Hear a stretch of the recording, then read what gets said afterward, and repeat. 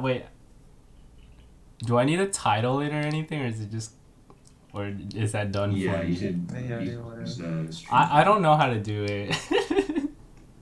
Right. Yeah. It's gonna be like a Mike Wicken talk. should probably change it. Yeah, I forget how to do that. I guess it's gonna be a journey, learning process. Okay. I'm like opening all the tabs here. Let's see. Twitch. Oh, it's already 6. Okay. I mean, we probably still want to change the title. I don't know how. I don't have access to the account. Oh, hello. Yeah. What the heck? I'm streaming. She stopped up. How do I search? Hello, everyone. How's everyone doing? Decent. Very good. Kind of bad. Kind of bad, dude. It's okay. We're all on the Just a same. little bad. We're all in the same boat. I feel that. Bro, my turnip prices are random this week. That sucks. What? Right. Is that what determines your happiness? Turnip prices? No, I was just checking right now, and it's like, Oh. It's like, I will not be happy unless. unless I get 500 off my turnips. Hey Alex, are you going to help us with the Twitch title or? Yeah, I'm trying to figure it out. Okay. Should I go ahead and start, or what? Should I wait longer? Right. Okay, I think so. Everyone, where's my Unity hub? Oh shoot, not that one. Real quick. Yeah, everyone should open up Unity because we're gonna create a new project. Oh boy. Do you have any files we need to download? Yeah, I'm actually going to link it here in the Discord chat. So, whoever wants to follow along, I'm gonna put in the workshop chat. I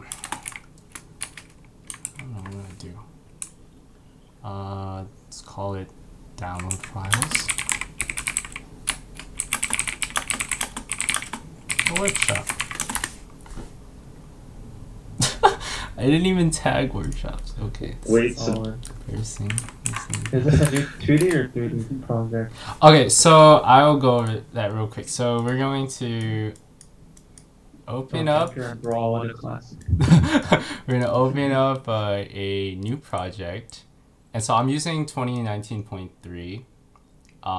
Any version with like universal render pipeline should be good. Okay.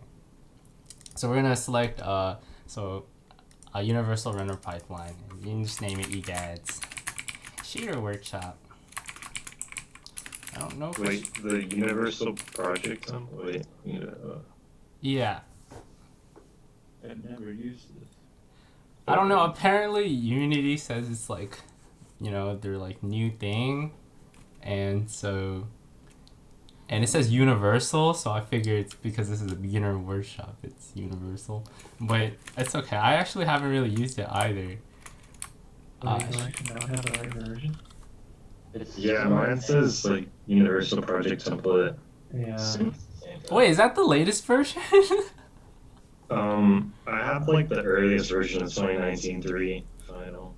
2019.3.7. And it says, Maybe what does just it say? ahead of the times, Justin. Dude, I literally downloaded this version like 3 days ago. Yeah, Justin, you're kind of too far ahead. I mean, like, I know we Okay. can use. I don't think it matters stuff. We just have to do it like within. Okay. Wait. Can I see someone's? Ali, can you share your screen or something? Yeah. Let me take a look at it. I'm pretty sure you can just use the universal template. I'm sure it's the same thing. How do you share screen? You hit the green button on Zoom. Oh, okay. It was.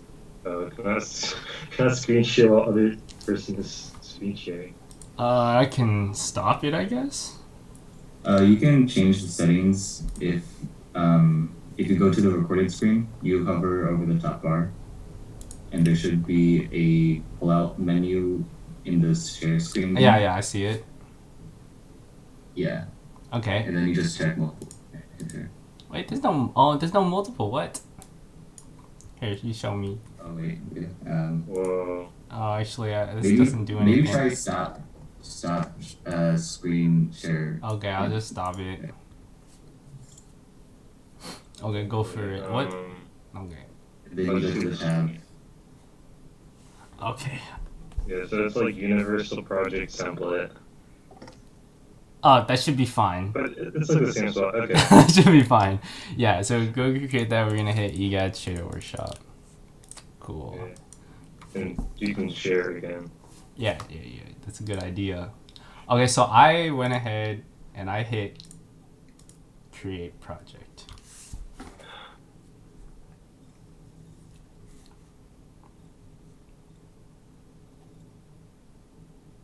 So what are we going to call the pipeline thing? Does it not say Universal Render Pipeline at all? No, it just says Universal Project Template. Yeah, that should be fine. Okay. If not, like, I can go through steps of how to add it to your current project anyways. I don't have anyone. Karina, how dare you? Wait, Karina, what version of Unity do you have installed? Hello. You can check that if you in the Unity hub and installed. Oh. I should probably open up the. I like very just updated it 3 minutes ago. So I don't think 3 weeks ago. I don't think it's the wrong version. I don't think it's the wrong version either. If it's a 2018 and 2019, it should be fine. Yeah, if it's 2019, I think you should be okay because I started using like ShaderGraph when it was like beta. Whoa. It hasn't been a long time. Don't get too excited. Okay, I don't know. Oh, I found the chat box. Okay. I'm sorry this is taking a bit, but I guess it gives time for people to settle in. Okay, so we just created a new Unity project using the Universal Render Pipeline or User Render Template.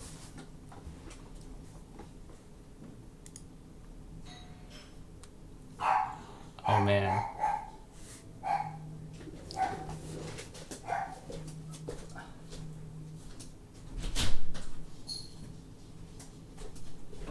Ow, fudge. Sorry about that. Okay. Can y'all see my screen? Yeah. Okay, cool. You see, it's importing everything. So don't forget to download the stuff in the workshops chat. I created a link here, and there's not much in here. It's just some textures that we're going to be using, and it's pulled from textures.com. Yes. Okay. Okay. There's like zoom buttons where you can say like go faster and stuff or whatever. Feel free to use those buttons. I'll try to keep an eye out for them. And I'll have the chat open as well. We can probably just tell you. Yeah, just let me know. Okay. So I prepared a PowerPoint somewhere. Yay. Justin, do you have multiple screen share enabled? You might want to do that if you need help along the way. What's that? You have multiple screen share enabled? Like if you like mouse over screen share, if you like right click it. Oh. I'm using my second screen for something else, but should I do it instead for PowerPoint? Well, I would recommend enabling that. Okay, sure. I have nothing to hide here. How do You I... can put them as it'll open up 2 windows, so you can actually just put on the same screen. So Wait, how does one... Oh wait, actually, never mind. It might be like a thing. Never mind. Okay. It's kind of like you have to like go into your Zoom settings. It's kind of annoying. Never mind.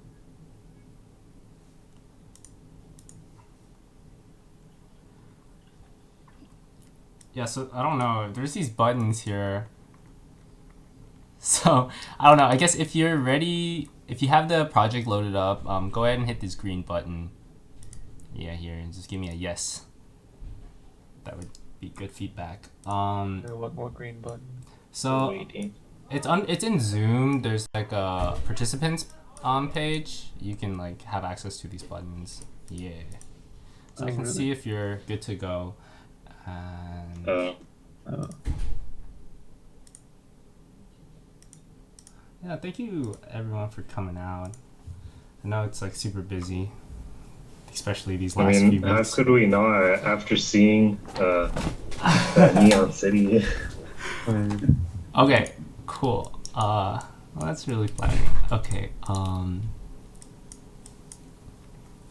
I think because I'm streaming like so many things and opening up Unity, it's kind of slow. Am I? Okay. Oh no, it's because I'm baking the lighting apparently. Okay, so we're going to fix that. We're going to turn off auto generate. But while everything's loading, bang, we got some slides. Okay.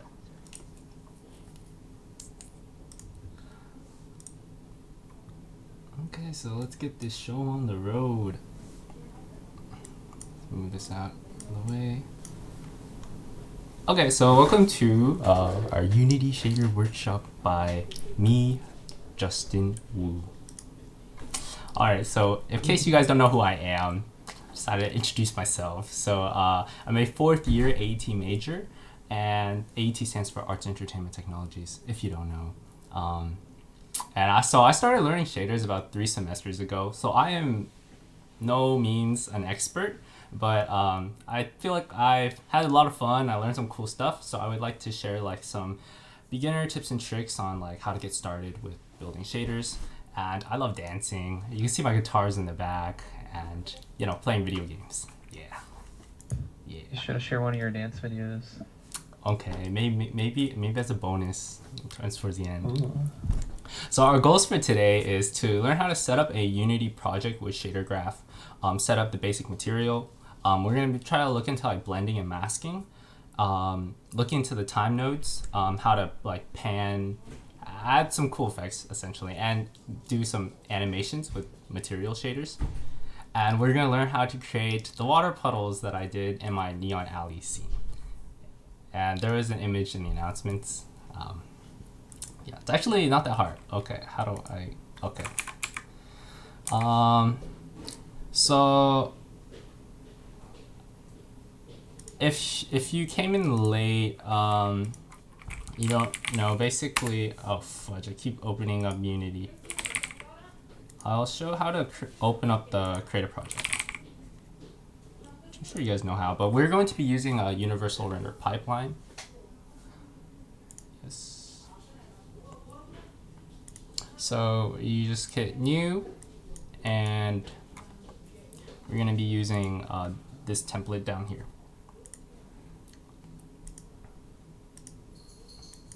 Oops, cross this out. And if you don't see this or you have an issue, I was just getting the newer version, but it should be okay. Or like let me know in the chat. Or by voice, doesn't matter.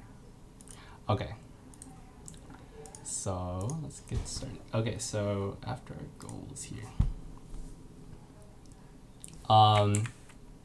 So probably wondering like what's a shader? Not everyone really knows what it is. So I just Googled this definition. It's a set of instructions sent to the GPU, and it's executed all at once. And it pretty much just determines the pixels on your screen. and it's executed at once. That doesn't really matter. It's just some technical information. So setting up a project, we already went through these. So we created a new project, and we want to import shader graph. So okay, bang. So here's our project we just opened up. Wow, it's so beautiful. And we're in the game scene, so we want to go to the scene view. Yes. So up in the top corner, you're gonna see window, and you want to go to package manager here. And once you open up package manager, we're going to just search up shader graph.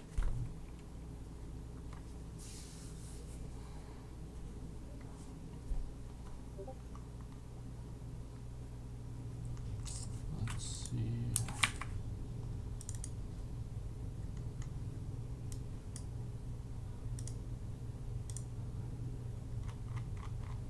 Okay. So we're gonna search up shader graph and install this one right here.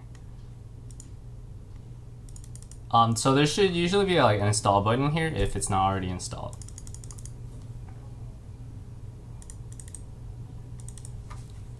All right, is everyone following along, or whoever's following along? Are you guys caught up?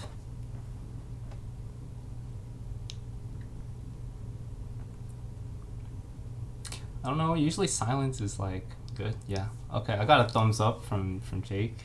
I actually don't see. We good. Okay, cool, thanks. Okay, so we're also going to grab Polybrush. So in the package manager, you're searching up Polybrush, and yeah, you just click on that, and yeah, there's going to be an install button here. You're gonna hit install.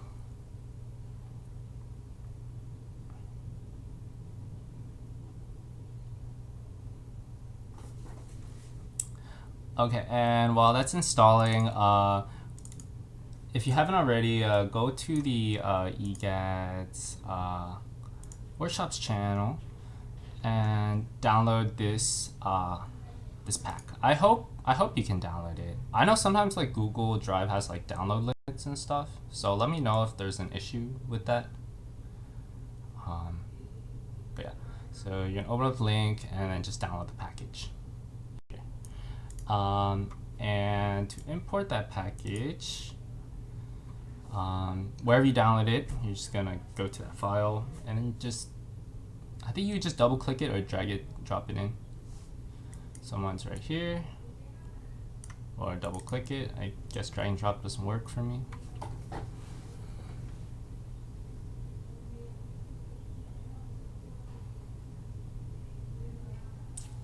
Did that do anything?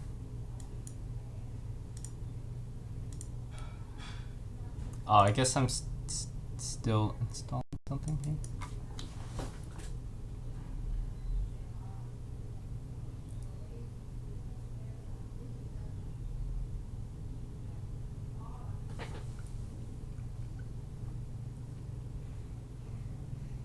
Anybody do anything cool over the weekend? Homework. Homework? Yeah, oh, me too. Pretty cool, dude. Is there what kind of cool things is there to do now? Say hi to mom and dad, I guess. For me, at least, I'm home. Well, I do that every day, so it's like the magic's gone for me personally. Oh no. Working out. Oh yeah, the home workout? Is that what it is? Yeah. That's pretty maybe. good. Okay. I'll think about it. Okay, so we installed Polybrush. So we're gonna double click this. Import. Okay, cool. Wow. Stuff's here. So in this package, you're going to see a finals folder and a textures folder. So the final is just for reference. I'm not sure how clean it might look, or how I didn't include notes. So we'll go through everything. but you have the final folder to reference the shaders. The materials aren't really important, but you can double click on the shaders and like check out the code or something, or like check out the graphs. But don't worry about that. So we're going to first go back to the slides. Okay, where are we at? Okay, so cool. Yeah, so we imported shader graph, and now we're going to, I guess, open it up. We're going to create a shader.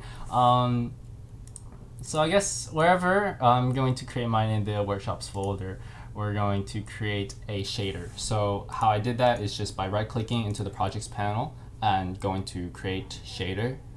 And a shader graph uses this section right here where it says like PBR graph and stuff like that. The top, I think that's like coding shaders or something, I don't know. So we're going to be using PBR graph here for some high definition shaders. Wow, okay, so I created a new shader graph. That wasn't too bad. And we're gonna go ahead and learn how to set up a basic material. So I'm gonna name this basic material setup shader. And we have this beautiful scene here.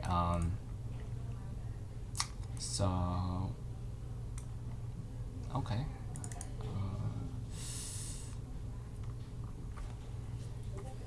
So you can just go ahead and double click that and open it up. And now we see shader graph. If I'm going too slow, like let me know. I'm trying to be patient for everyone.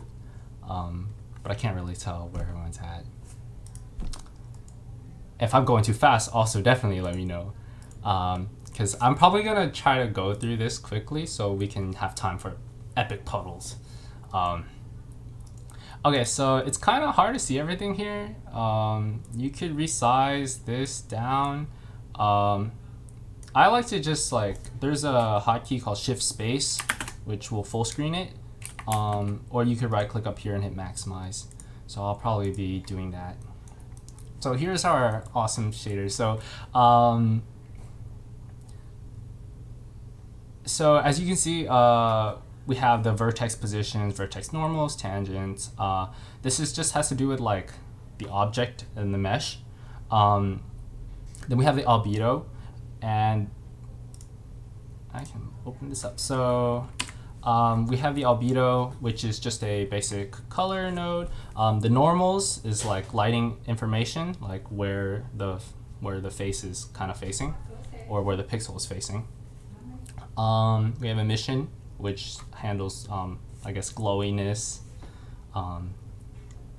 and metallic, which is shininess, reflectiveness, and we have opacity. Yeah, so how to move around, I just skipped that slide, but basically you use the middle mouse to pan and the scroll wheel to zoom, and right click for more options, and to press space to add nodes. You can also right click to say create node here, or you can hit space. So we're going to create a texture sample texture 2D. And this is the node that we use to grab textures. Yes. And so we're going to try to set up a basic material, so like Unity's material. So to make things super clear, we're going to just create a normal material and see what settings they have. So let's call this my default material. You don't have to create this if you just want to follow along with the shader, but for me, I'm going to have it here on the side. So my default material, as you can see, it takes a workflow mode, surface type, these settings, you can go through them. But the stuff we care about right here is it has a base map, a metallic map. It has a base map that also has color multiplying, smoothness, normal map, occlusion map. We're not going to worry too much about occlusion map, and emission that can also take an emissive map and an emission color. There's also tiling offsets. So we're going to set up most of the stuff, all the basic stuff. So right now we did the first part, which is just grabbing the base map or the texture. And so the base map takes in is pretty much the albedo values. Yeah. So we can just directly select a texture within the shader, but we want it to be a parameter, something we can customize. So up in the left corner, I'll go ahead and full screen this. Up in the left corner is the properties panel, essentially. And you can hit the plus sign, and we're going to create a 2D texture. And this is going to be our base map. Cool. And if you accidentally like click off, you can just rename it by double clicking on the title here. Base map. Cool. And as you can see, that only exists up here. We want it to be in the node editor. So we're going to click on the title and drag into the area. Yes, cool. And we're going to connect the red to the red. Nice. And basically, like each pixel holds like an RGB value, and that kind of gives the image on the screen. So, so what this is pretty much doing is we have access to all the RGBA values, and when we plug into the albedo, this gets it takes in the object's UV coordinate. We don't need to set anything up here, but yeah, it takes in the UVs and it displays the pixel information. Yeah, so cool. Let's go ahead and see that in action, right? So we're gonna, up in the left corner, we're gonna save the asset, and so we created a texture. Nice. We're gonna create, so we can't just directly use the shader, we have to create a material to use it in the game. I'm gonna go off, look away from the main scene and create a sphere, something we can just apply, an object we can apply the material to. Or a cube. Do you guys have a preference? Do you guys like cubes or spheres? Do a capsule. Do a capsule. Okay. I mean, no other suggestions. I don't think anybody's against the capsule. Okay, cool. I got a beautiful capsule here. Why does it look weird? I'm not used to the new Unity. There's like a line attached to it. Okay. Okay. So we're gonna create a material in the project.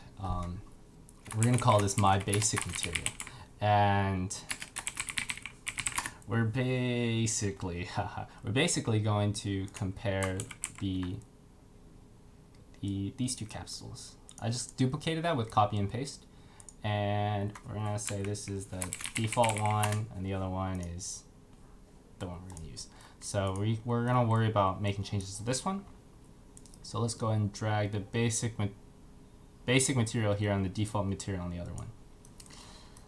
They basically look the same, but for here, we're going to, in the package that we imported, there's the textures file. We're gonna just add the textures onto the objects.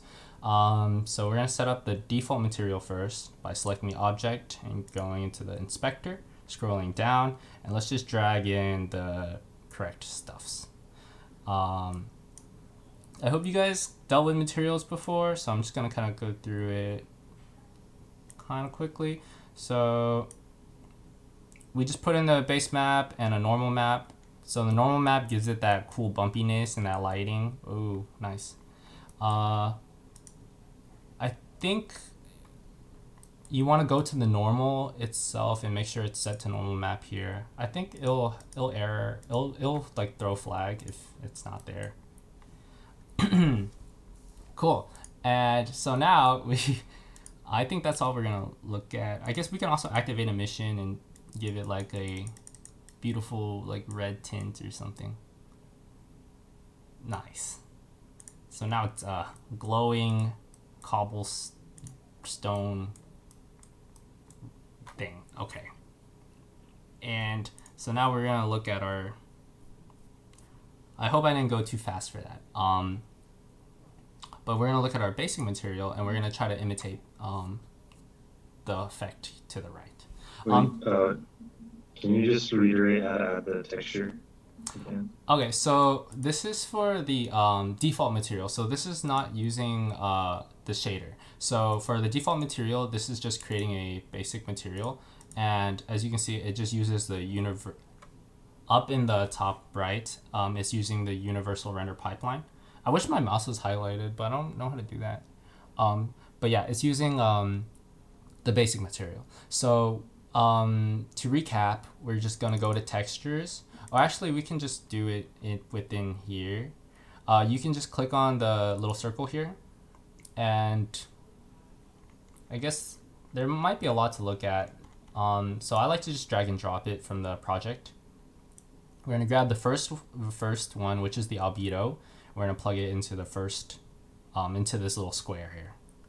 And we can also adjust the color and multiply, but we're not gonna worry about that and keep that at white. But we did add an emission here. For the normal map, it's gonna be this blue.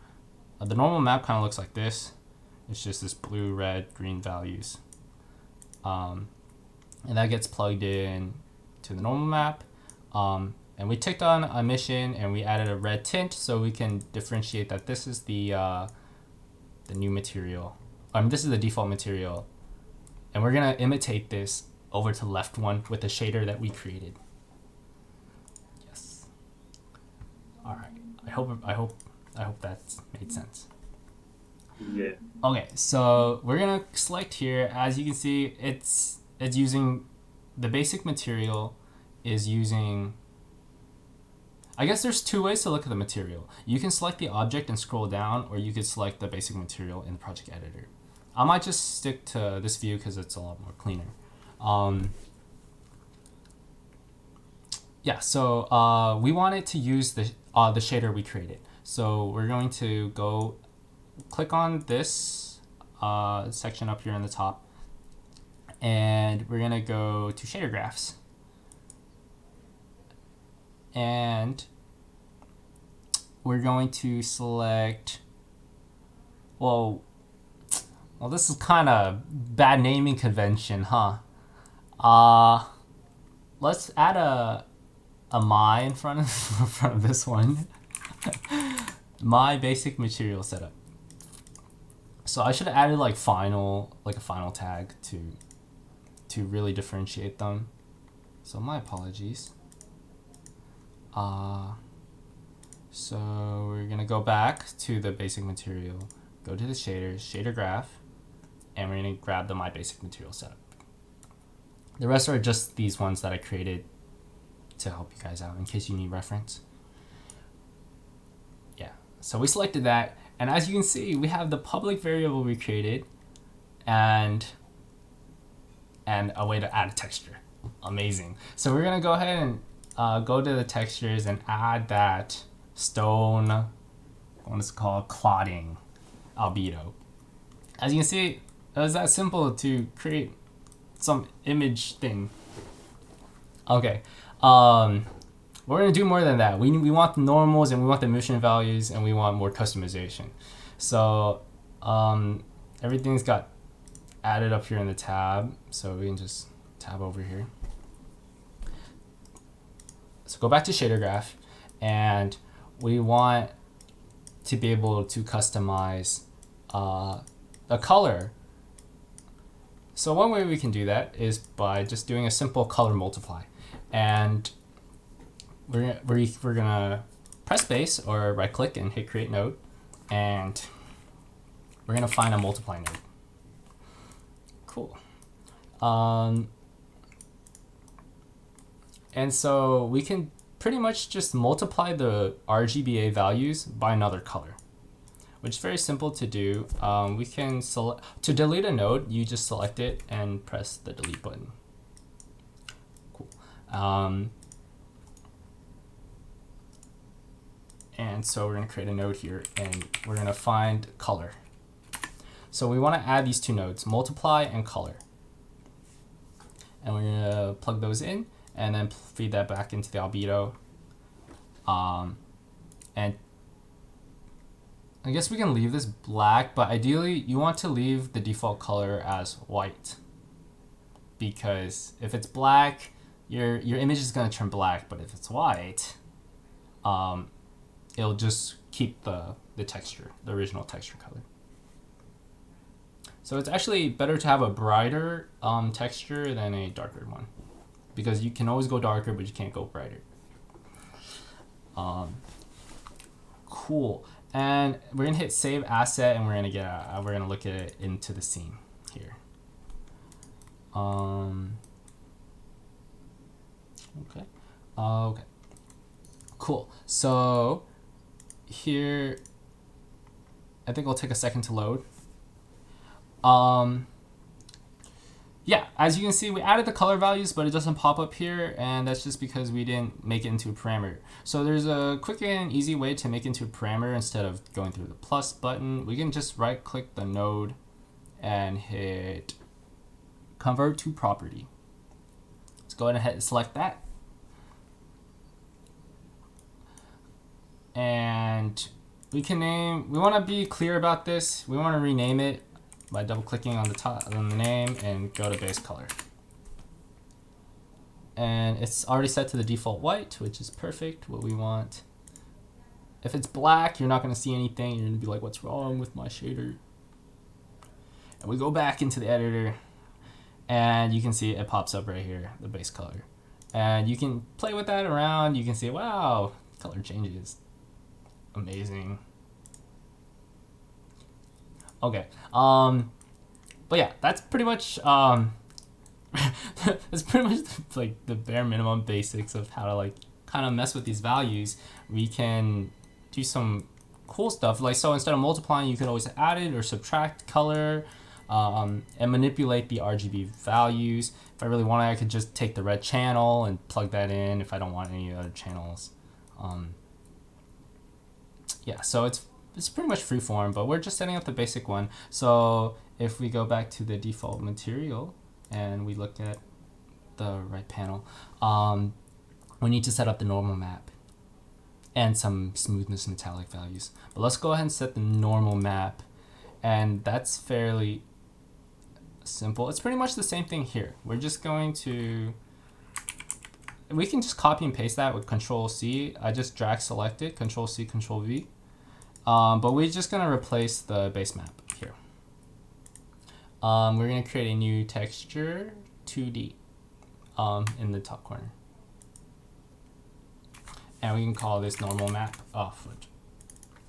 Normal map. This is pretty much just as simple as the first one. So I'm gonna try to breeze through it. You just hook this up, you drag this into the game, and we have the RGBA values. We're gonna plug that into the normal. Yay. All right, excellent. So after that, so there's one catch for the normals is we need to make sure that the type here in the node is set to normal.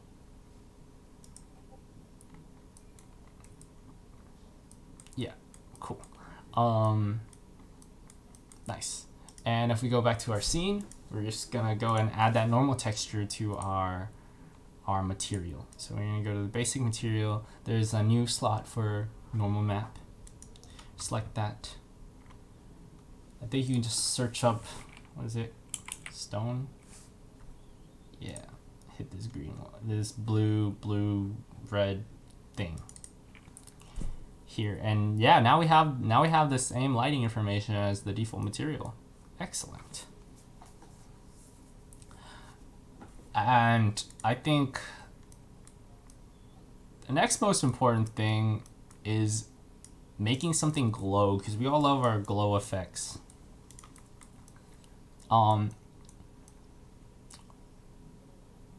So yeah, we're actually, so the glow is actually going to be very simple. We're going to copy and paste the what we did for the albedo.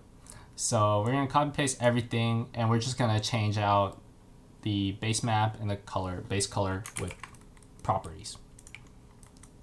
Because if we go back to the default material, we'll see that it takes in a I can show you guys real quick.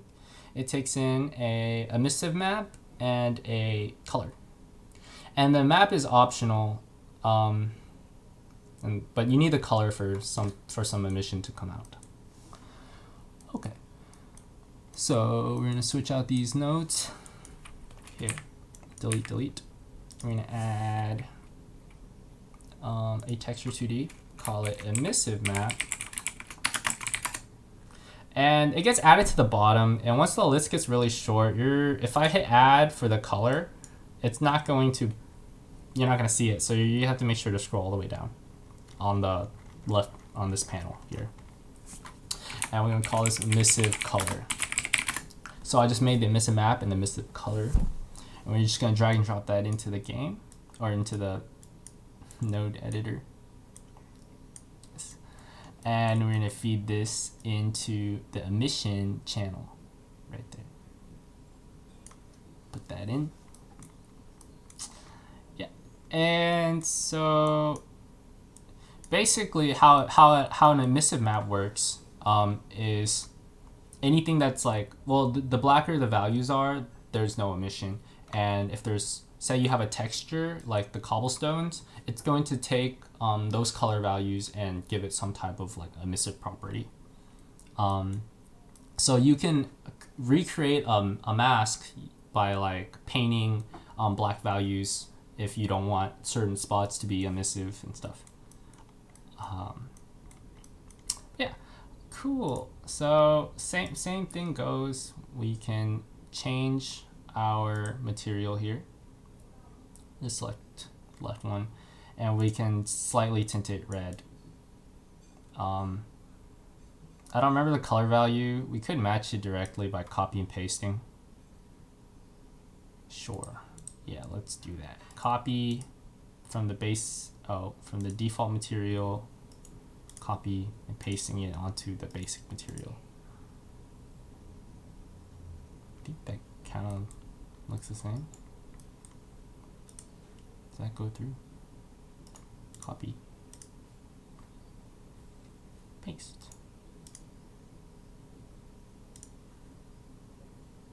I don't know if the value's pasted through. 101, 45, 45.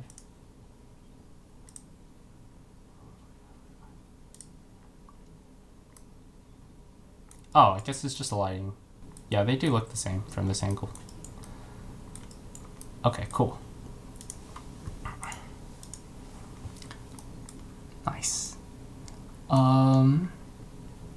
So that's pretty much it. And we're gonna want to like know like, okay, like we want the next on down the list, we want to change the metallic and the smoothness, right? Because they have cool sliders here for us to use. Yeah, so we're gonna set that up. So it's pretty much just a float value from 0 to 1 for the metallic map and the smoothness. Yeah, so I just dragged up the default material all the way smooth, so you'll see that this one's shinier. We're gonna try to get this one shiny as well. Okay, so we're gonna pretty much just, we're gonna add another property, and this is going to be a vector 1. I was about to name it float. This should be called metallic, and yes, we can go ahead and create another one and call it smoothness.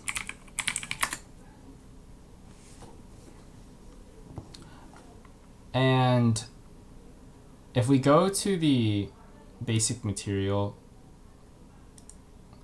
well, after we hit save, we're gonna see these values pop up, and they're float values that we can manipulate, but we want it to be like 0 to 1, right? For easier customizability. So to do that, to get a slider, we're going to go into the properties panel and go to mode, and you're gonna just select slider here. Yeah. And you do the same for both sides, and ta-da, we set it up, our basic material. That's pretty much it. Yes, yes. Does it work? Smoothness. Does it look shiny? Did I hook it up? Ah, I'm an idiot. Okay, so I created the values, but I didn't plug them in. So we're just gonna have to plug them in real quick. So we drag them in, plug metallic into metallic, smoothness into smoothness. We're gonna hit save. So how's everyone doing? Like, is everyone following along okay? Yeah, so now we have smoothness. Woo! So shiny. And and now we have metallic. Cool. Yeah, does anyone have any questions for how to set up a basic material? In terms of like, oh, like why are we using these nodes, or I don't know. Here, I'll go ahead and full screen this and leave this up. So this is what we have. This is a final product. So for the basic material, I'm not getting the actual like base map color stuff to show up in the inspector. For the base map. Like for any of them. In the inspector, okay. So do you have this panel here on the left? Yeah. And you're creating them. Okay, I think in the older versions they have something called exposed. Do you see this value? Actually, this one has it too. Is that value checked? Yeah, they're all checked. So it's being exposed, but you don't see it. Can I see your screen real quick? Let me stop sharing. Yeah.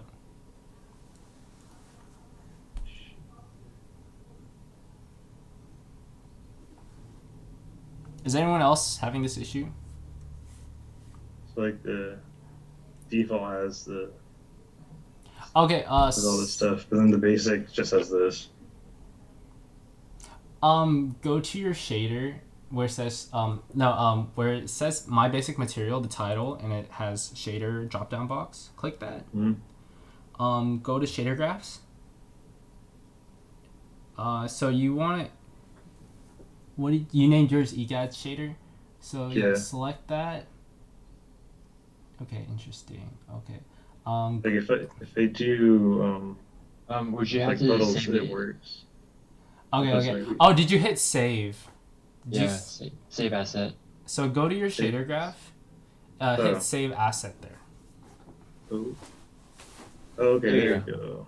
TY. Oh, sorry. Yeah, so you can just fill in the values. Okay, yeah. So if you're running into an issue like that, like don't like you want to like try to say something so I can help you like right then and there, because it's a very simple fix. Yeah, cool. All right, so let's see what's next. Okay, so to cover again, the albedo is just like the basic color values.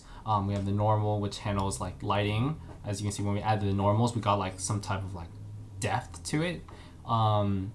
Emission, we like makes the object glow. Oh yes, there's so I added this quick tips, things to know. So the texture property, I made the mistake of like always trying to connect the texture property like directly, like plugging the base map directly in. It has to go to the sample texture to like grab the information. I think you're sharing your screen right now. now. Fudge! Thank you so much.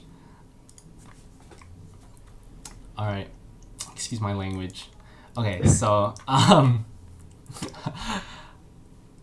okay, so what I was trying to say is when we go back to these slides, we have the albedo, the normal, emission, and the glow. And there's some things that we should know, or that we have been doing, is that the texture property has to go into the sample texture 2D. And emissive color should be set to HDR. So this is actually a step that I skipped. So let's go ahead and see what that does and why is that important. So if we go, let me unminimize this. So if we go to emissive color, and if we try to change the values, as you can see, we can just assign it red, green, blue values. And there's limitations with that. I mean, I guess I could get it this bright red, but what if I wanted it to be like brighter red? I don't want it to be like washed out. I want it to be a saturated bright red, even brighter than this. So if we go to our emissive color back in the shader, and under mode, we're going to select HDR. And that's going to give us an intensity value. So if we check it out, we have an intensity bar. And that, I tried to leave this default black, so that's why I'm selecting out here. And I'm going to, I need to save the asset. Save the asset if you want to see your changes. We're going to select here. It says HDR on it, right? Yeah, we can add the intensity. Wow, that's bright. And we can make this one bright too, because we like glowing stuff, right? Oh fudge, that's too strong. Okay. Yay, we have our glowing objects. Okay, I'm tired of it. Let's put it back. Yeah, excellent. So you guys probably that kind of took longer than I generally hoped, but I hope everyone was able to follow along and understand how to make a basic shader or basic material. But who wants to make a basic material when you just use the default? So we're gonna try to move on and do some cooler stuffs. This slide is just some useful nodes that we will go into later. Okay, so we're gonna learn how to do a vertex color blend. And how to do what that means is like a fancy way of saying we're just gonna blend two things together. I'm not sure if that's if you guys can understand what I'm trying to say. So what vertex color means is each object, I don't know if I can, yeah, let's look at a wireframe mode. Each object, they have these vertexes, right? And all the vertexes, they store information. They can actually store color information. And we can take that color information and do things with it. Okay? So if you haven't, you want to import Polybrush. And so that's under Package Manager, and you're just gonna search Polybrush and make sure that's installed. And we're gonna access that through Tools. So in the menu up here, there's a Tools bar. Yeah, we're gonna go to Polybrush, and we're gonna open up the Polybrush window. I'm gonna go ahead and get out of wireframe mode. Okay. And we have this menu. I like to stick it where the hierarchy is. So I'm gonna be painting, I don't need the hierarchy. We select our object, and there's all these modes, you can sculpt on the mesh, smooth the mesh out or whatever. But we're not gonna worry about these other options. We're gonna go to this triangle, because I guess it means vertexes, right? Vertexes, I don't think this is a thing. Okay, so we select that. And you're gonna have all these brush settings, which we're not gonna worry about. But what's important is the vertex color. So this can be misleading because it's not actually painting color onto the object, it's painting the vertex color information. So let me take off this ugly red. It's pretty bad. Okay. Yeah, let me take off this red and put it black.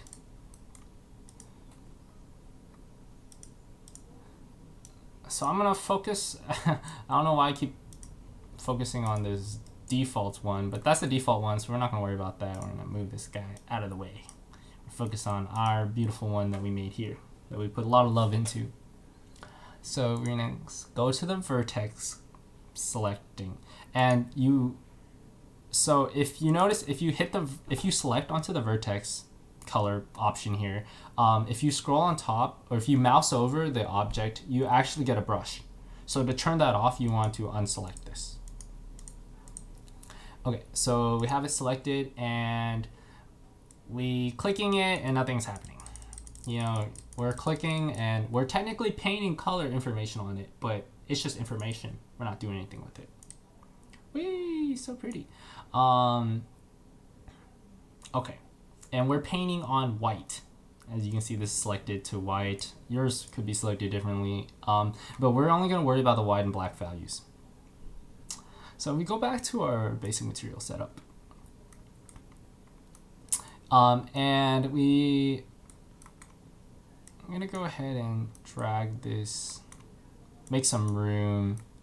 That's the best way to make room. We can just drag this out over here. So we already set up our basic material and we're going to look at some stuff below here, I guess. So let me full screen this for visibility. I'm going to hit space. I'm going to type in Vertex color. Okay, cool. So what this does, this node grabs that vertex information. And so we want to do things with it, with that information. So as you see,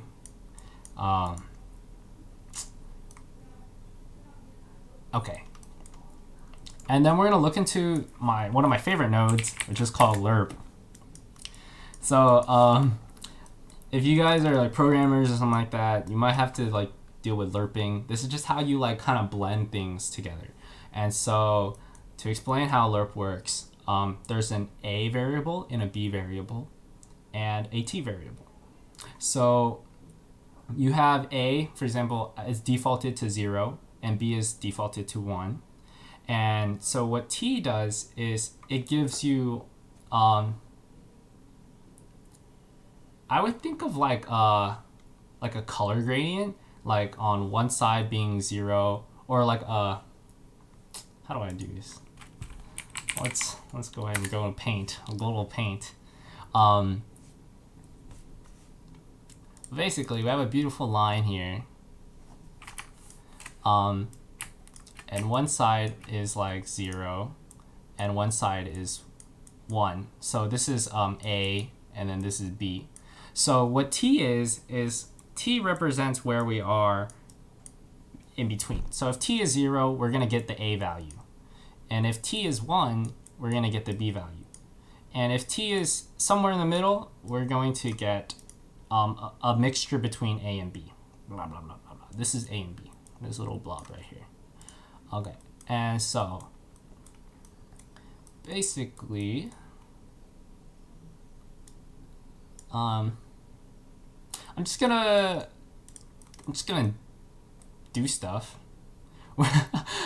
Okay, that's probably not the best approach.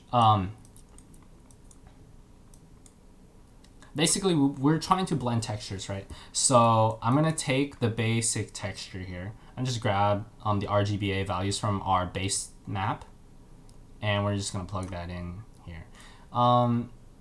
Placement probably could be better organized. I mean, I don't really like my lines cutting through, but it should be, for simplicity's sake, we're just gonna do it like that. And we want to blend it with a second B value. So B would be the second texture we want to blend it with. I don't really have a texture. I mean, so we're just going to use a color value. Color.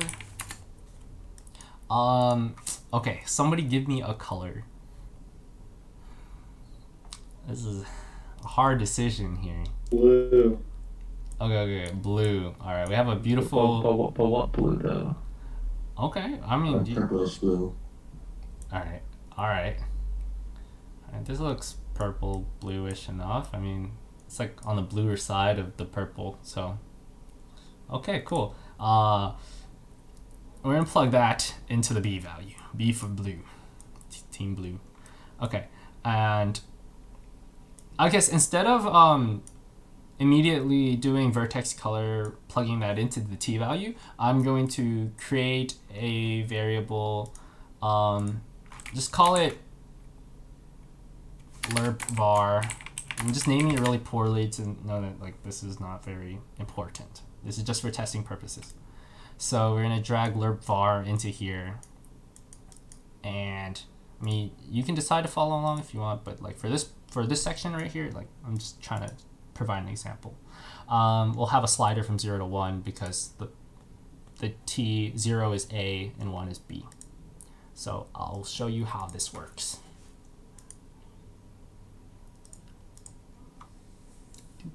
Okay, cool. So we have our lerp variable, and we chose blue, right? So as we slide up this variable, nothing happens. Beautiful. Okay, no, that's not supposed to happen. So okay, so right now the out is not going into anything. So we want this to be the new albedo. So we're just gonna go ahead and drag that up there. Yes. I don't know if you guys see, it's kind of small, but yeah, we took the lerp out and we put it into the albedo. And we're gonna hit save. Don't forget to hit save. And now, when we hit the lerp var, it will change from, so when it's at 1, it will be blue. And when it's at 0, it will be completely A. And so if it's in between, we'll have a mixture between the two. This is how we can easily blend things. Now it's like, and then you want more customizability, and you're like, I don't want my whole object to be blue. I want the top part to be blue, for example. Well, we could isolate like the top section using world position or something fancy like that. But we're just gonna go ahead and paint it on like we did with the vertex colors. So instead of having the lerp var, we're gonna feed that vertex color into T. And we're gonna hit that save button. And lerp var is obsolete. We've upgraded to vertex color. So right now everything is blue, and you're wondering why is everything blue, and it's probably because vertex colors I think are defaulted to white. It could depend on like the software maybe, but I guess in our case it is white. So we're going to select the vertex painting in polybrush. We're going to go to the black, like I want my texture back, and we can easily paint this in by just clicking. And look, and because the paintbrush has a fall off, we get a beautiful blend. And if we didn't want to fall off, we would adjust this curve or something like that. But I don't want to touch it. I'm not going to touch the curve. But yeah, you can adjust the strength, the radius, or whatever. I guess we could just adjust the radius here, but we're just not going to mess with that. Yeah, and so that's how we can easily blend textures together. And so we just used a flat color, but we can actually switch this out with another texture, and we can get some really unique effects. Yeah. Okay, does anyone have any questions on that? Is everybody able to achieve this a vertex color blend? So there is one thing to note, is that when you use the vertex color blend, you only paint on the vertices. So if we have a rectangle, but the vertices are only on the edges, there's no way to paint in the center of the rectangle. So we can only paint the edges, and I can show that. Well, I don't know if it's important. But yeah, if this was a cube, we wouldn't be able to paint the center unless we subdivided it and added more vertices to have it in the center. But because if we go to wireframe mode, this one is lots of, yeah, if we wanted to paint in the center, it's kind of harder. Yeah, it would be kind of more difficult. I can show that. Yeah, so in the center, there's not that many vertices. So if I go to white, it would just get the whole thing. If we go black, how do I change the size? Radius maybe.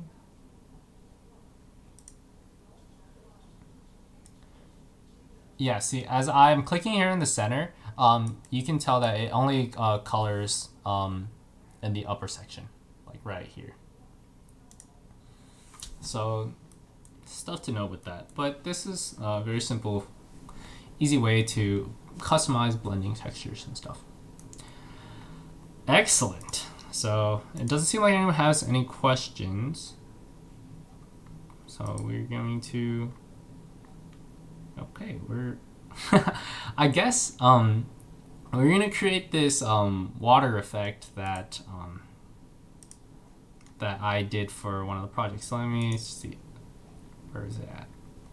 So in this this project that I made,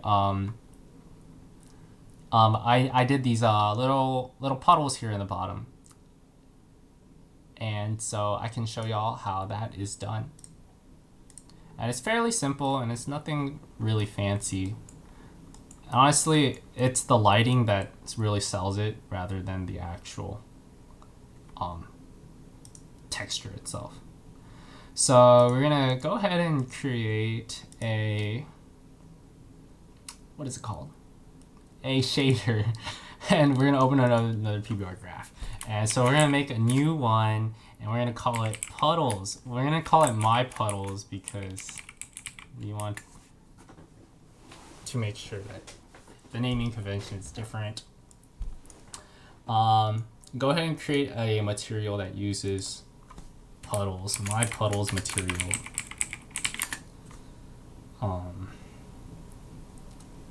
Yeah. And because this is going to be, this was used for a floor, we're just going to import a plane into the game. It can be of any size, it doesn't really matter. Okay, cool. Plane. We're gonna go and drag my puddles in and set it to shader graph, my puddles. Okay, and so this puddles, I decided to pick this as the thing that we do. I guess the special effects thing. Because it utilizes all of those things that we talked about, and yeah, so yeah, we're gonna pretty much do this like color blending stuff with the ground in like a water type of effect. So yeah, so this is using my puddles, which is selected on my puddles.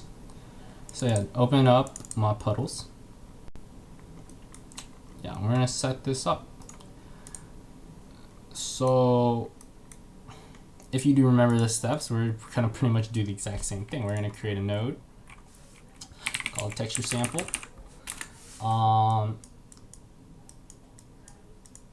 Yeah. Okay, and we're gonna create. Okay. We're gonna delete my puddles, and we're just gonna duplicate the basic material setup that we created. Is there a way to duplicate that? Can we duplicate it? It's a lie, don't delete it.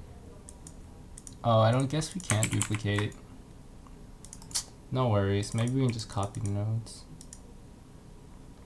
We can try this. Try to save time here.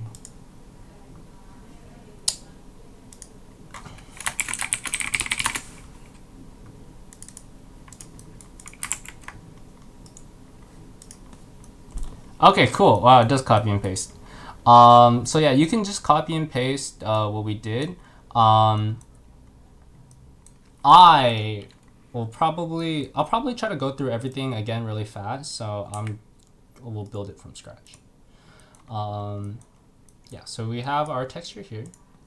We're gonna create a texture, call it base map. I'm gonna feed that into here. I'm not gonna worry about the color multiply because that's just for extra customizability. But yeah, definitely you can add that if you want. So we have our base texture, and copy paste that for our normals. I'm gonna change the type to normal. That's taking a while to load. Delete this. Oh no, don't delete the whole thing. Add a normal map texture.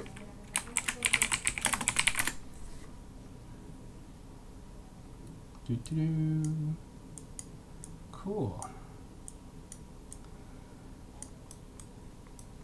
Okay. I think that's all we're going to need. Maybe maybe just keep it more simple. That's probably better. So yeah. Okay. Okay. Okay.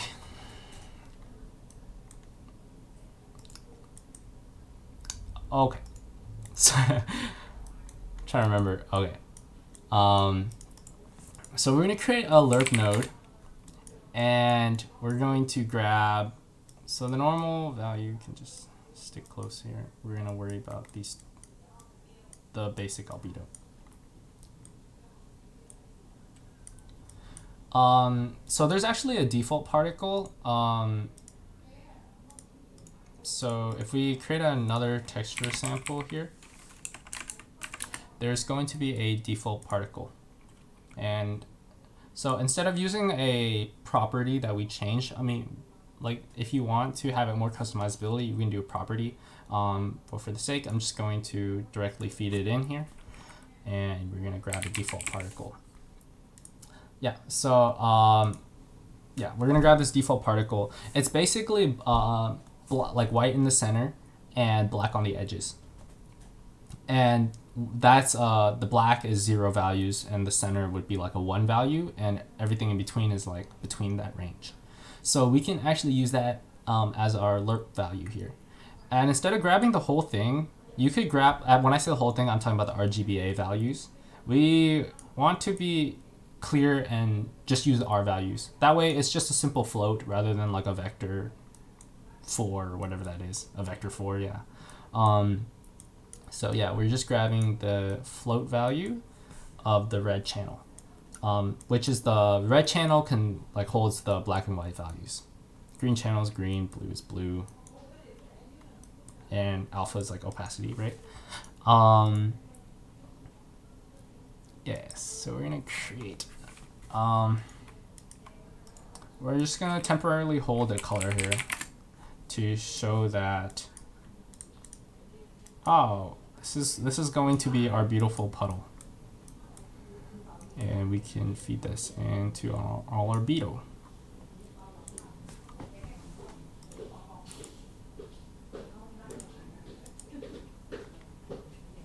So don't look at the game scene, we look at our scene. Did I hit save? Oh, it doesn't use my material because I deleted it. Or does it? I guess it does. Did it rename itself? Wow, smart. Okay, we need a base map. That's why it's not showing anything. So we go back to our cobblestone.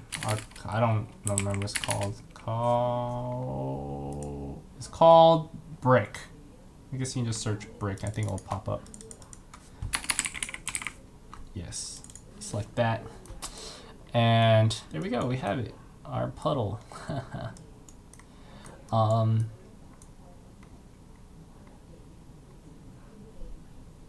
Yes. It's kind of washed out because of the gradient. There are things that we can do to it that would make it like less gradient-like. So, for example, we can add a power, because if a decimal number is squared or powered to anything, it gets smaller. Let me try that to get our little puddle effect here. Guess that's kind of better.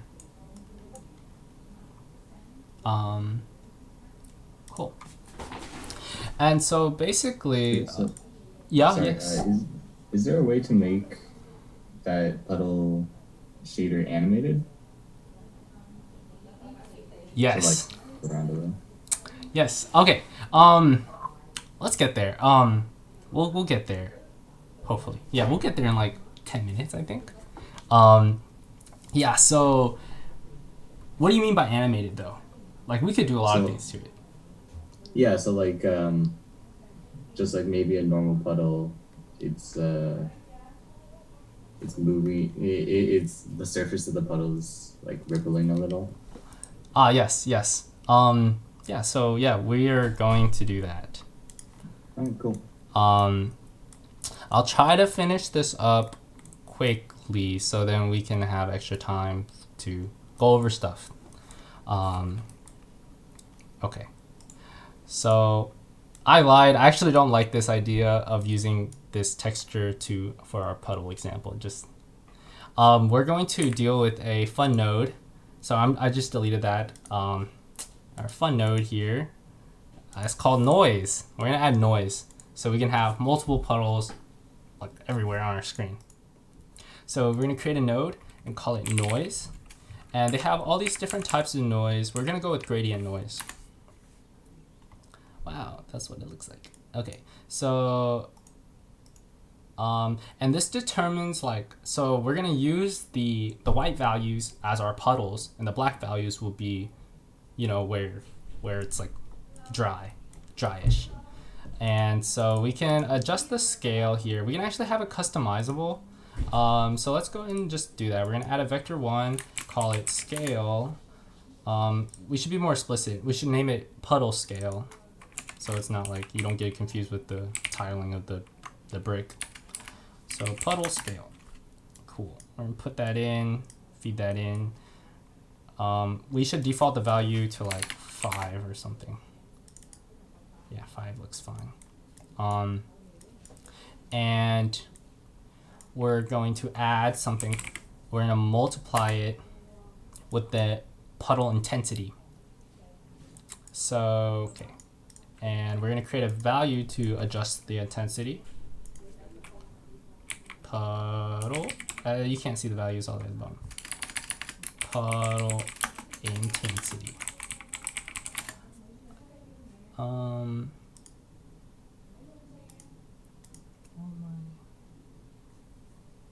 think I accidentally closed out all my chat menus, so I don't know if anyone is saying anything.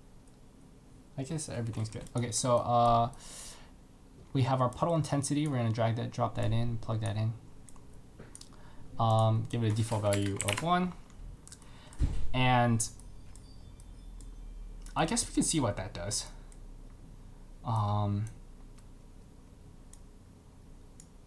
But it's probably not going to look right.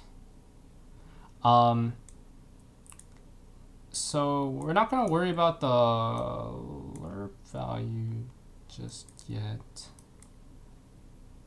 How do we do this? Okay. Okay. So the puddles is just like a reflective surface. So what's going to matter is how we manipulate the smoothness and the metallic. So by having these black and white values, as you can see, when we added the slider from 0 to 1, we can make the whole thing smooth or the whole thing not smooth. So by using this noise map and plugging that in, we're only selecting certain areas of the UV texture that would be smooth and certain parts that will be not smooth. So we're gonna just feed that in just directly and see what happens. Don't forget to hit save, and we're gonna go to the scene. Okay. We should probably just throw in the normal. I forgot to put in the normal, so we're gonna search a brick, and slap that normal in. Okay, so wow, actually that kind of didn't look so bad as I thought it would look. We got kind of like a darker values that kind of map up like wetness, and it looks okay. But say we up the intensity. That's not what we want. That's not what puddles look like. Like, what if I want like, so if I want like a light puddle, right? You can see how the value slowly like, oh, it's getting wetter. But then it gets a little crazy after you go beyond 1. But we want the puddle to be like larger, right? So how do we do that? The reason is because when you're multiplying these values and they exceed 1, it just doesn't it's out of the bounds. So what we should do instead, there's a node that's called clamp, right? So this is just a simple math function. Clamp it from 0 to 1, it's already set, and we're just gonna feed that back in. Yes, bang. Bang, bang, okay, cool. And now, if we go back to our scene, we have a properly working puddle-like thing, except it's still a little weird. We can do better than this, I think. We can do better. At least it's, it's kind of doing the same effect, but it's not like overly, wait, did I hit save? It's possible that I did not hit save. No, that's not the issue. Clamping it. I have clamped it. We have the scale. I think it might be that the sky is black and it's reflecting the sky. Oh, yeah, okay. So I think we need to throw in a reflection probe. Okay, yeah, I think we need a reflection probe. So basically we hit add. And so in the hierarchy you can hit add, this plus sign. We're gonna go to lighting. Wait, is it lighting? Yeah, we're gonna hit this reflection probe.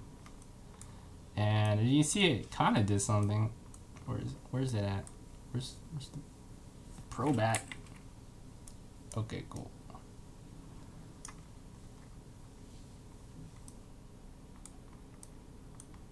Can that do anything?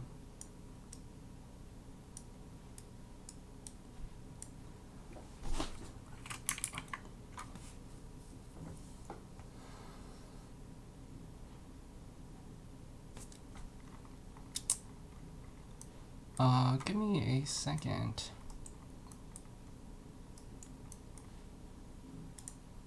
Been kind of weird. Clamped it. I have a reference somewhere. Let me see if I can open that up while we figure that out.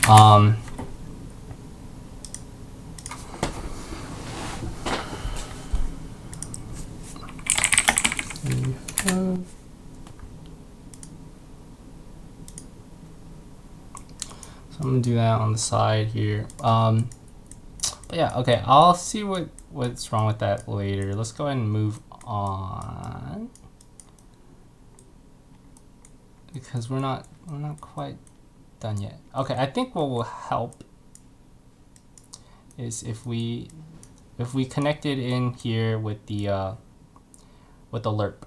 So basically, we're taking the 0, 1 values of the puddle, and so the 0 values will be A, which is the basic texture, and B will be, well, right now it's just random white, but that should be fine. And then we want to do the same thing with the normals, because we don't want the brick texture to be on the water. So we're gonna add another lerp node, and we're just gonna feed the same masking here. Yeah, and we're gonna put this in. I feel like I need to put a value here. Let's just go ahead and add that in the textures folder. We're gonna create a new variable here, and we're gonna call it the water normals.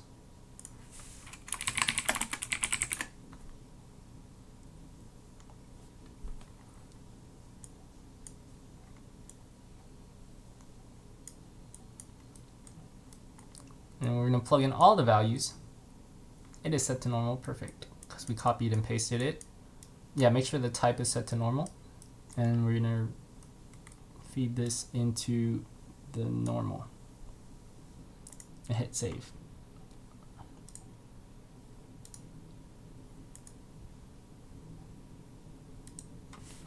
Okay.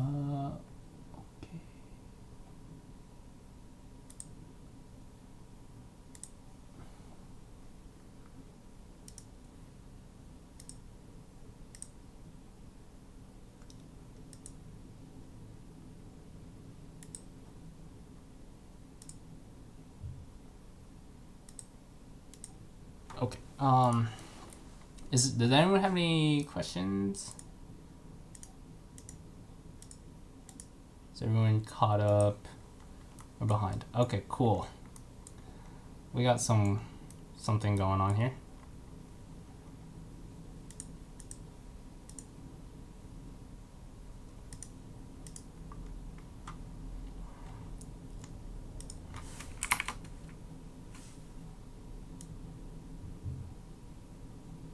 So yeah, we can easily adjust the scale and the puddle intensity.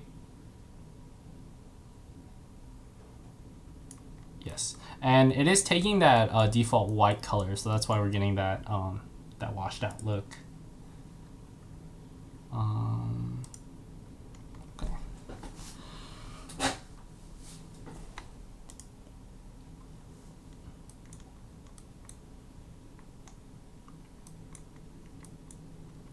Yeah, I'm trying to open up my other project so I can look at that for reference, but while that's... Did that open up here? Oh, it does not even exist. This is an empty project. Sorry, give me a second here. Guess we're just gonna have to figure it out on the spot. We have our puddle scale, we have our puddle intensity, and that gets clamped from 0 to 1, and we're plugging that into the smoothest value. I'm pretty sure it just has to do with the reflections. Oops.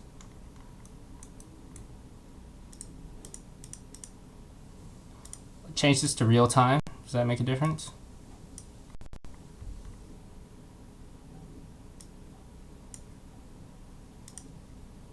Specular?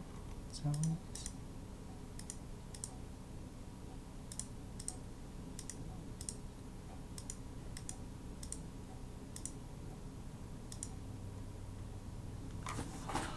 Ah! Okay, we're like almost there.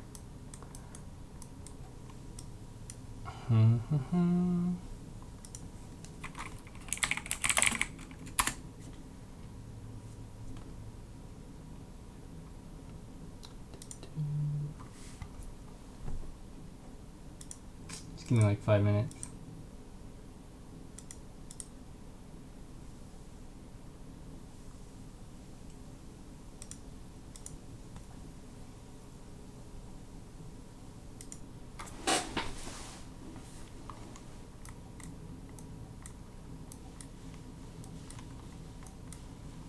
Okay, so while I'm figuring out this section, we're going to go ahead and figure out how to do something like, was it Alex that mentioned it? Like an animation to make the puddles move.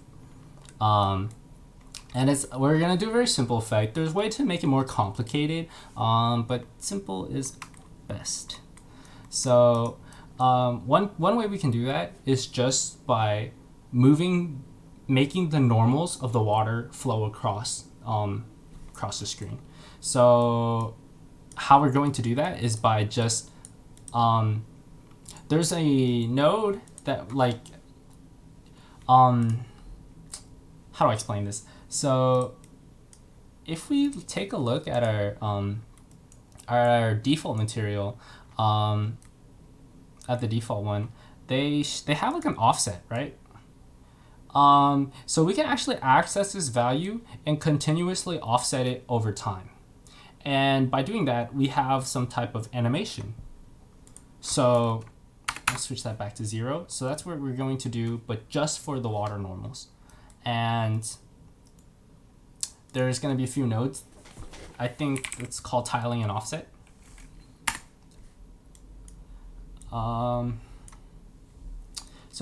So this is this gives you the UVs, and we're replacing that. We're placing the normals, water normals, UV here. Yeah. Okay. And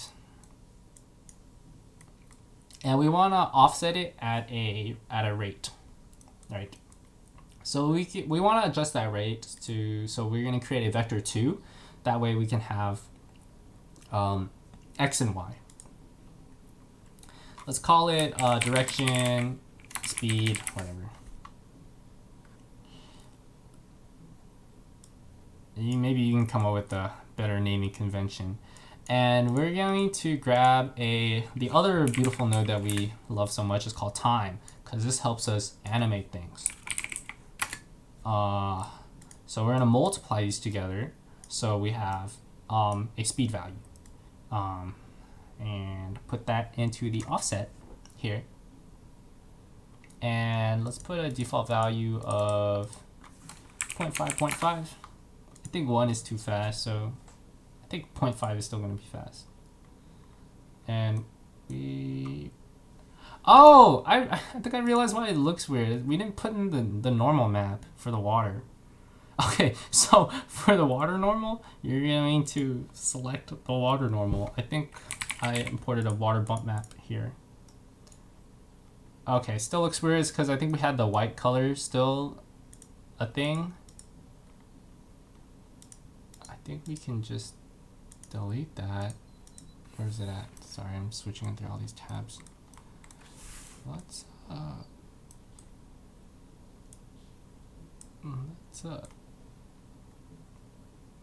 just ignore the lerp value for now. You can leave those nodes in, but we're not going to use them.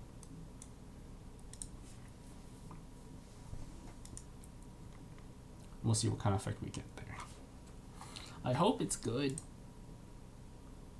All right, we got some really weird animating fast looking thing there. Okay, so we're going to adjust the intensity up here, 1, and we're going to adjust the scale down, or I guess higher for smaller. No, we want larger puddles. Whatever preference we want. And let's go ahead and put the values 0.1, 0.8. It's kind of like a thing.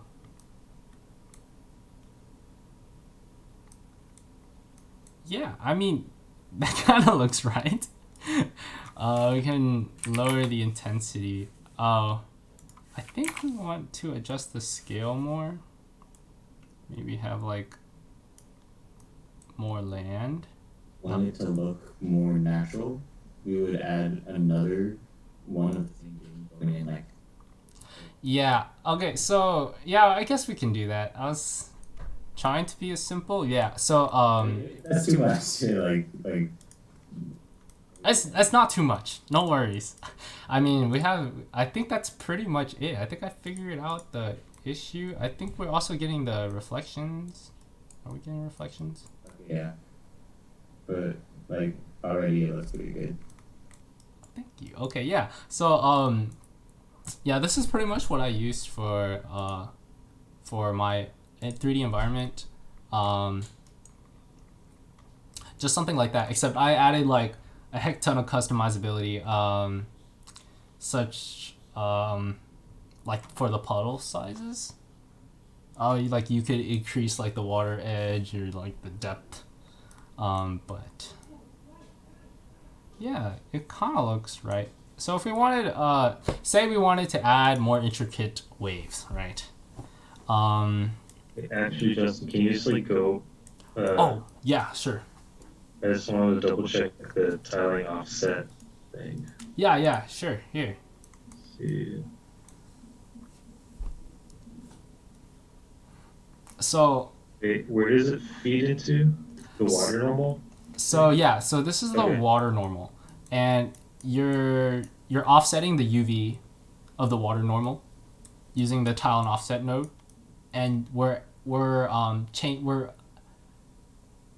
increasing the direction by the time value, and the direction is, well, a value we can arbitrarily set, so we can adjust the speed as well with that, and that gets put into a lerp node that decides based off of the noise map whether to have the brick texture or the big brick normals or the water normals, and so that just switches between the two, and then that gets fed into the normals.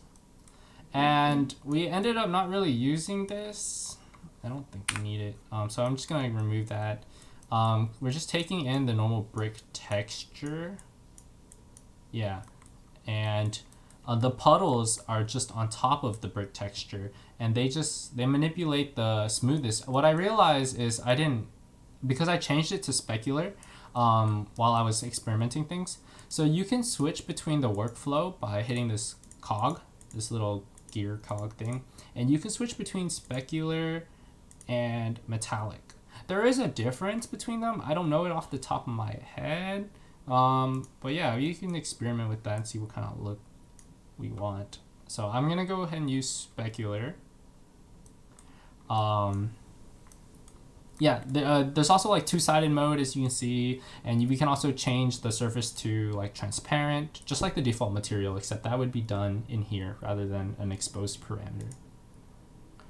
Okay, and to recap what we did with the with the noise, is we imported a gradient noise and we added some variables for the scale, and we were multiplying it by a arbitrary number to get the intensity. So you can see in this picture, if I change the puddle intensity to like say 5, we get that. But the numbers are greater than 1, so we want to make sure that it maxes out at 1. So we clamp it so we don't get any weird harsh values, harsh looks. And we put that in, and we can unmaximize this. And we keep kicking the game scene. And now that we added specular, we actually get those reflections. So if I were to move this off the screen, I think those reflections go away. Yeah, but as you can see, like you can notice it on these objects that the reflections come off. I think they're really shiny. Yeah, and the reflection probe is set to real time. That is very costly. But in terms of like getting the effect that we want, that's fine for now. And of course, it's just reflecting the sky. So, and the sun intensity is kind of harsh. I think it's like at 2, defaulted to 2. Lower that to 1 if you wanted.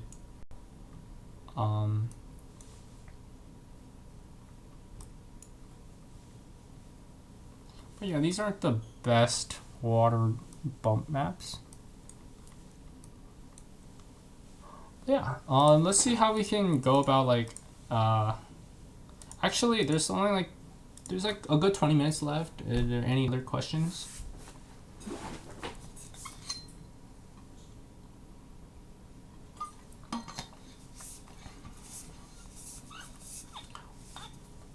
Or does anybody have like any cool things they want to like see, or like any questions, or like something that they're working on, or want to know how to achieve an effect?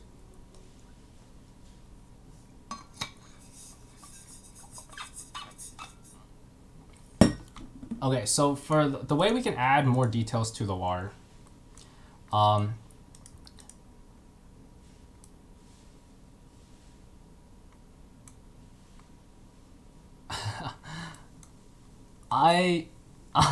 I don't know really what it is, but there's like, it looks really harshly blue. Is it because of this object?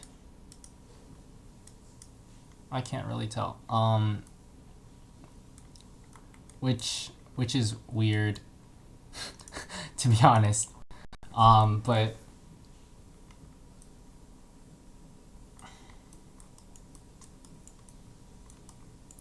yeah, but for the sake of moving on, I'm not gonna try to delve too much into that to fix that. If I can figure it out. Okay, so I just opened up my other project, and let's see if I did anything differently.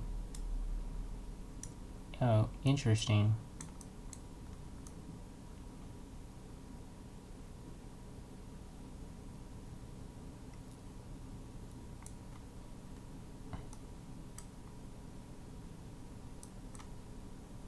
Puddles. I'm looking at the wrong stuff here. Yeah, but if anybody has any questions, like now would be a great time to ask. Don't save. Should I save this?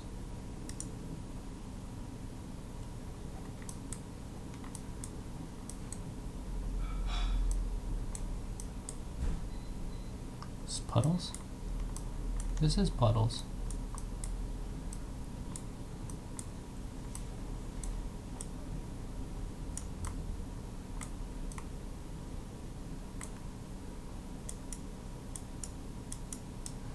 Mm-hmm.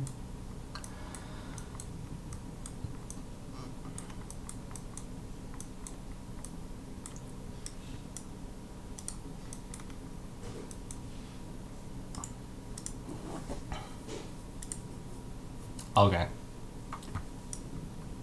So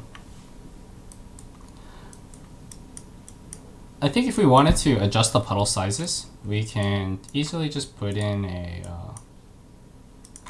rather than the whole puddle size, we can just add in a power node, and we can just plug in another value. Call it puddle power. Sure, puddle power. Sounds pretty good. Puddle power. Feed that in here. So as I mentioned before, if you with these 0 to 1 values, if you add a power, that's a way to shrink something. As you can see, if I put 2, the black values get larger. So that's a cool way where we can adjust these puddles. Cool and easy way to adjust the puddles.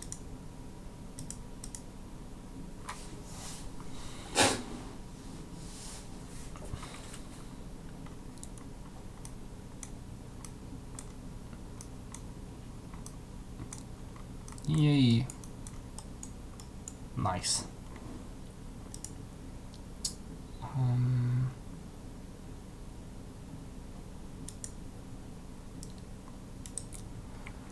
I think I am going to try to lerp between white and see what happens.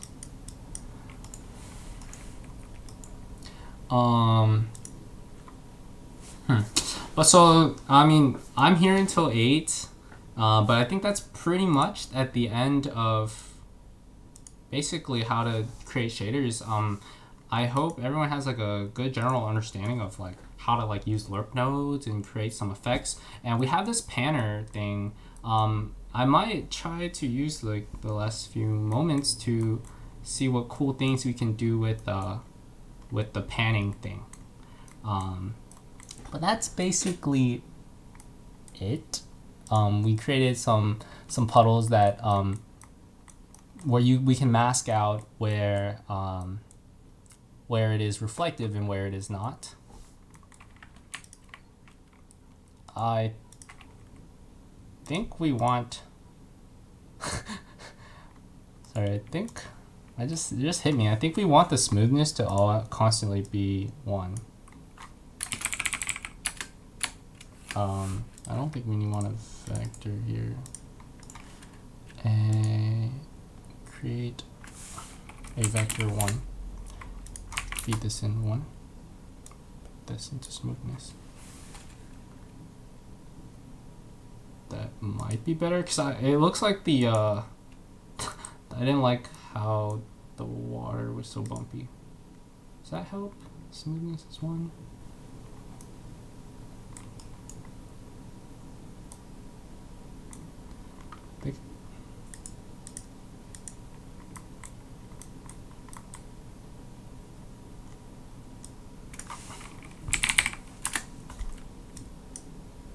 Lerp A and a color value to white.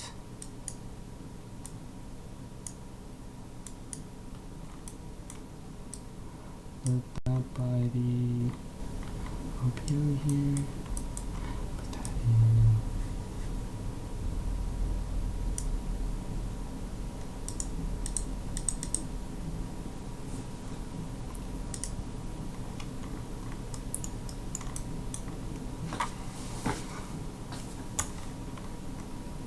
Oh, that's kind of weird.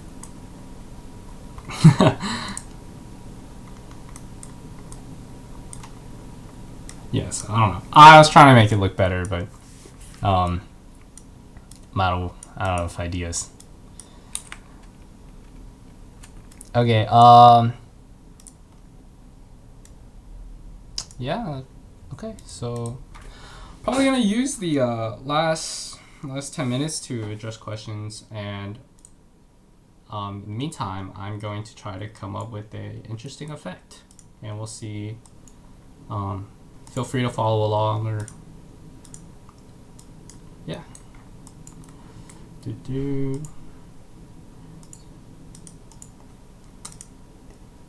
So I'm gonna try to get like some type of glowing object effect that you could use for like a pickup item or something like that. There's about like 13 minutes left until it's 8. So let's see if we can do it. Shader, PBR graph. Let's call it glow shader or something. I don't know. This glow shader. We'll go ahead and just. I guess we should give it a texture, huh? Oh wait, even better. What if we use like one of these items? Like I want to pick up this hat. How do I grab this hat? Safety hat. Oh, copy. Give me the safety hat. Where are you at? Where are you at, safety hat? Okay, let me blow you up. Let's blow you up by 10. Okay. Unity safety hat. Let's go. Let's drag you. Oh no, it's. My navigation is really bad. Get over here.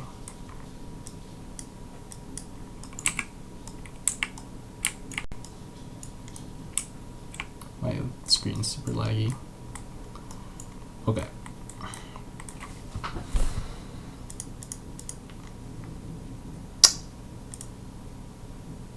Okay. Just gonna go to that basic material setup and copy and paste stuff.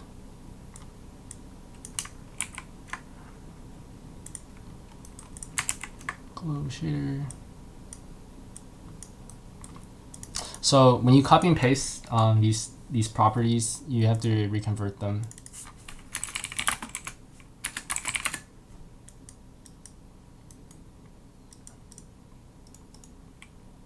Convert property, and then this is going to be normal now.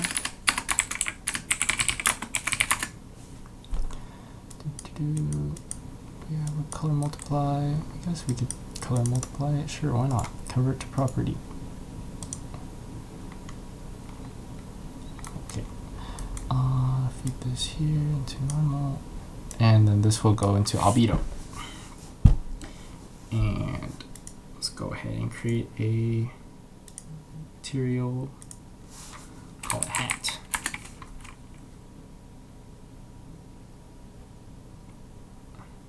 Hat goes on the hat. Select the shader.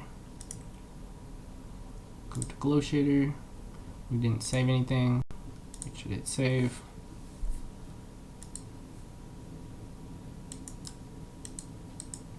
Come back. Select our hat. Our construction. Is it this one? Nope, that's not it. So hat. Safety hat. Cool. Hat. Okay. Looks good enough. So to do like pickup effects, we can just animate a glow effect surrounding the emission. So let's try that out. Let's go and create a noise, a simple noise. I thought they have a Voronoi. Oh, they have something called a Voronoi. I think it's called, I don't know how to pronounce it. Vernell? No, that's Vernell. Never mind. Yeah, it's called a Voronoi. Whatever. Excuse my bad. Yeah, let's go ahead and. I think it's for Noi. Vernoi?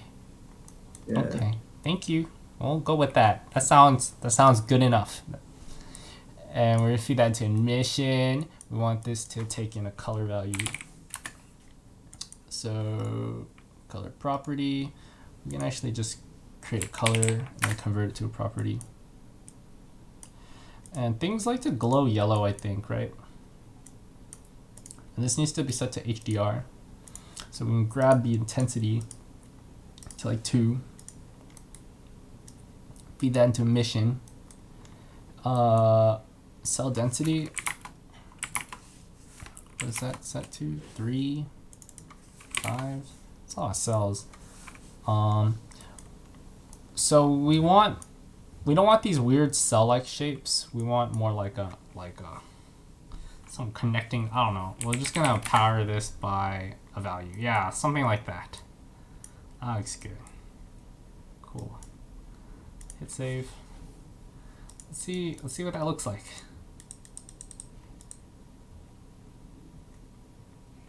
Wow, that's a little blown out.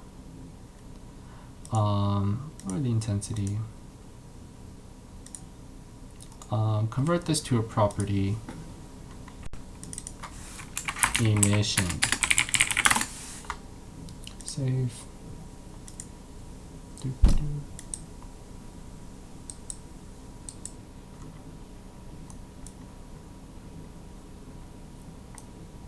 Cool. That definitely needs to be like brighter. And we should probably increase the power. So because it needs to be adjusted a lot, we can just make this a variable. Float vector 1. Call it power ver noise strength or intensity, whatever words you like.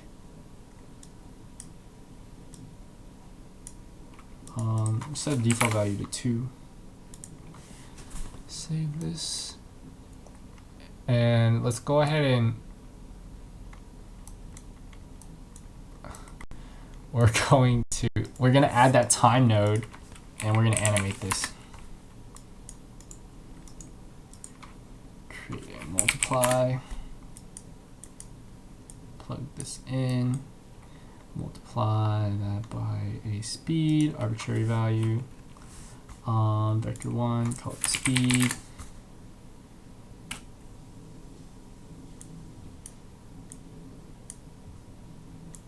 Hook that up into the UVs. And it should update in the editor. Question mark. Oh, I think speed is set to 0. Put speed to 1. It's a little fast, 0.1. Okay. So we go to our scene.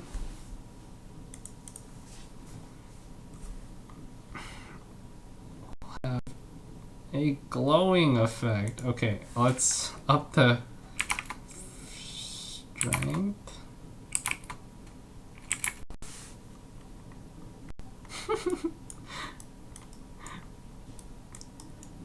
You know, this is not what I was going for. We got a glowing hat.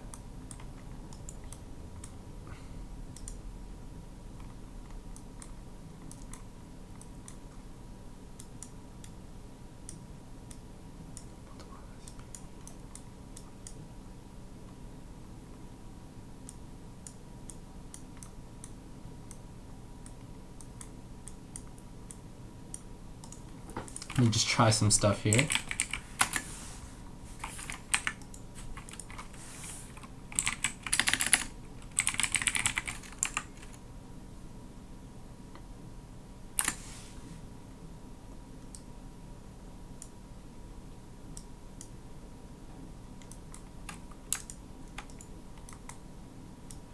I think this needs to be a vector 2. I think that's why it's being weird. Vector 2, let's do 0.1. Bring you in.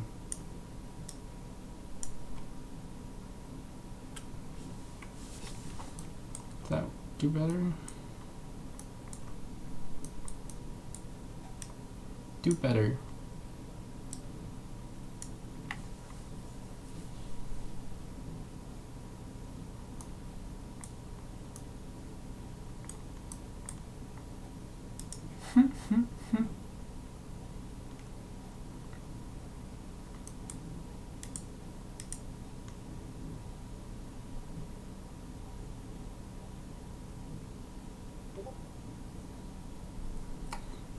Okay, I think I figured it out.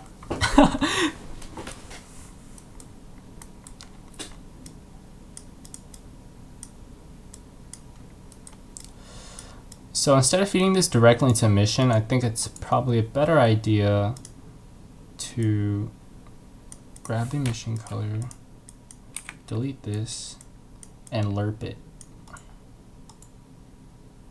Create a node called lerp. Boop, boop, boop. Take the emission is here on the 1, and we can have an arbitrary float value, vector1, call it 0, put it in the A, and let's just plug this in and see what happens.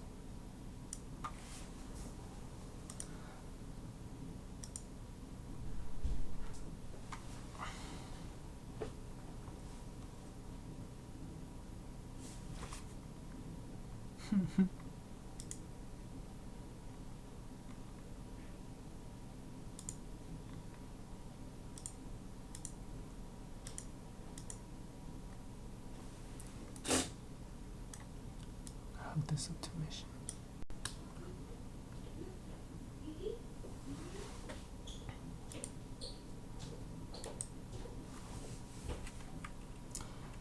Okay.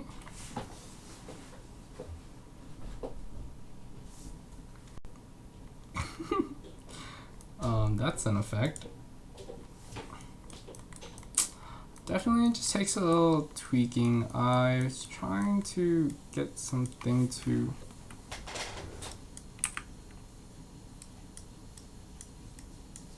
this thing's not working like how I wanted it to, but we'll see. Just mess with it a little more.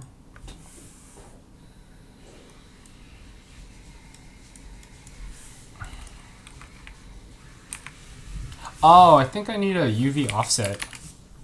That's what I was missing.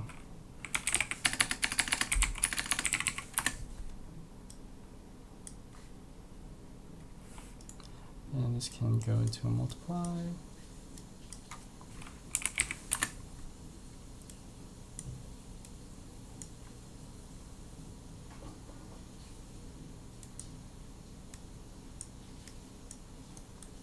Ha ha. Ah ha ha.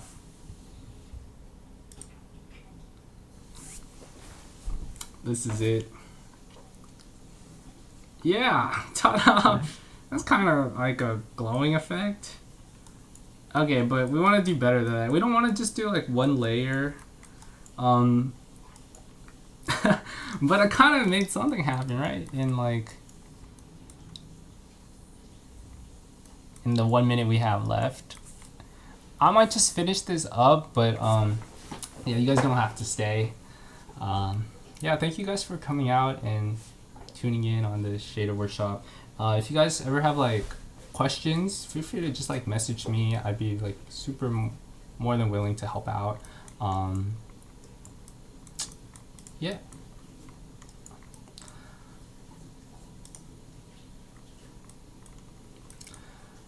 Okay, so to make this better,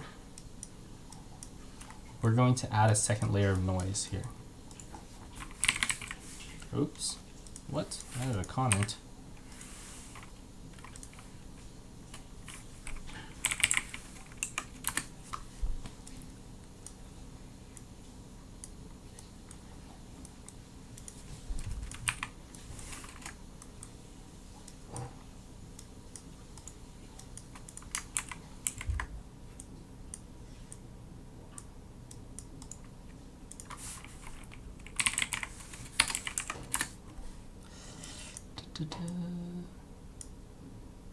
Let's go increase this to 5.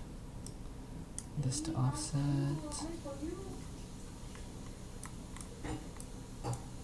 Oh man, that did something.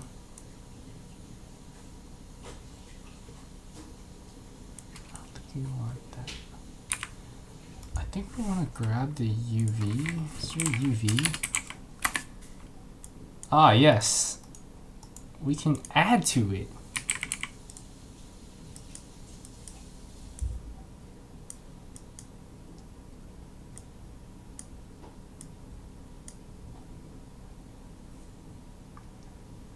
We'll see what happens. Yeah, thanks guys. Thanks for coming.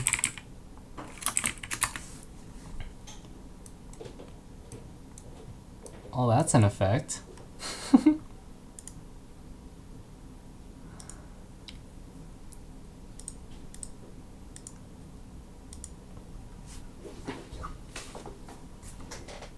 Are you saying something? Oh no. Oh. I Hey, was Tony. gonna say, well, I was gonna say, good stuff, dude. You think so? Yeah, it's pretty cool. Oh, I appreciate it. I feel very defeated because the puddles kind of look like garbage, but... Oh, wait. I probably shouldn't say that on the stream. I should probably end the stream. Oh, thanks for tuning in.